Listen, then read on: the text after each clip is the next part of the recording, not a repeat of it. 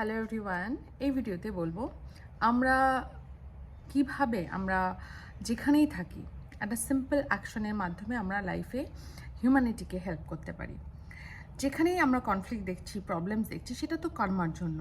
সেই কর্মা আমরা পাস্টে করেছি। অ্যাজ এ হিউম্যানিটি লেভেলে যখন ক্রাইসিস আসে, সেটা হিউম্যানিটি কর্মা সেইখানে কোনো একটা স্পেসিফিক রিজিয়নে সেখানে আসে।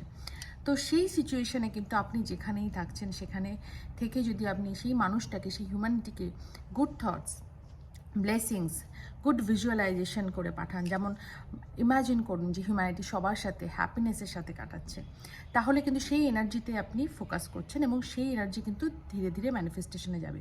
কিন্তু আমরা যখনই ক্রিটিসিজম, অ্যাঙ্গার, হেট্রেডে ফোকাস করি, সেইটা কিন্তু নট অনলি আমার নিজের ইন্ডিভিজুয়াল কর্মা বাড়াচ্ছে, রাদার আবার হিউম্যানিটি লেভেলেও কিন্তু সেই জায়গাটা আরও ইগনাইট করছে।